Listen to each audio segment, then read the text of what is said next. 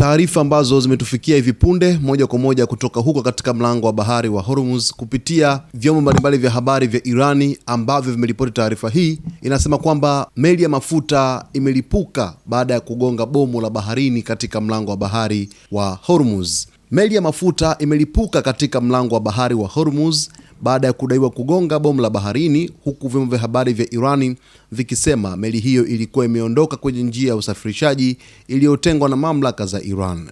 Shirika la habari la Tasnim limeripoti kwamba meli hiyo iligonga bomu hilo baada ya kuacha njia iliyokuwa imeidhinishwa na Tehran katika eneo hilo muhimu la kimkakati. Kwa mujibu wa ripoti hizo, meli hiyo ilikuwa ikisafiri bila uratibu wa kutosha na mamlaka za Iran kabla ya tukio hilo kutokea. Vyombo vya habari vya Iran vimedai kuwa jeshi la Iran limekuwa likizionya mara kadhaa meli zinazopita katika mlango wa bahari wa Hormuz kwamba zinapaswa kufuata njia zilizotangazwa na mamlaka za Iran na kwamba meli zinazokiuka maagizo hayo zinaweza kukabiliwa na madhara.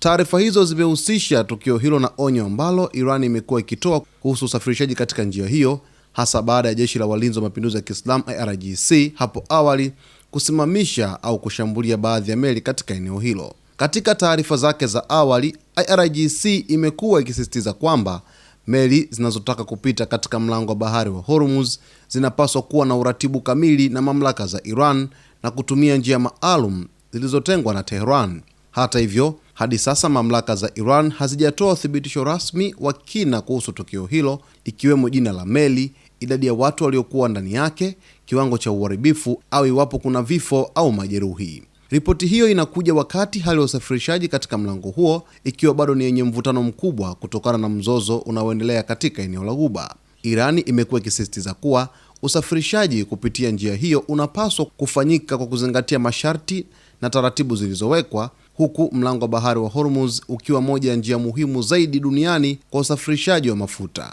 Hii ni taarifa hivi punde tu mtazamaji, ambayo imetufikia hapa kupitia vyombo mbalimbali vya habari vya Iran baada ya kuripoti kwamba kuna meli ya mafuta ambayo imelipuka huko katika mlango wa bahari wa Hormuz baada ya kugonga bomu la baharini katika njia ambayo haikuwa imeidhinishwa na Jamhuri ya Kiislamu ya Irani ili meli hizo ziweze kupita. Ikumbukwe tangu hapo mwanzo Irani ilikushatoa maelekezo kwamba kuna njia ambazo zinapaswa kuweza kufuatwa ili kufanikisha safari zote za meli kupita katika njia hiyo. Sasa endapo mabaharia wa meli wataamua kupitisha meli katika njia nyingine, basi kuna madhara yanaweza yakatokea. Moja ni kulipuka kwa meli kwa sababu kuna mabomu ambayo yametegwa katika njia hizo, lakini mbili, huenda hata zikashambuliwa. Lakini taarifa hii ambayo imeripotiwa hata na shirika la habari la Al Jazeera kutoka pale Doha, Qatar, limethibitisha pia kwamba meli ya mafuta imelipuka baada ya kugonga bomu katika mlango wa bahari wa Hormuz. Basi kwa sababu taarifa hii ni hivi punde mtazamaji, mimi nitakujuza yote ambayo yatajiri kuhusiana na undani wa taarifa hii, kama kuna majeruhi au kuna chochote ambacho kitatokea kutokana na taarifa ambazo utazipata hapa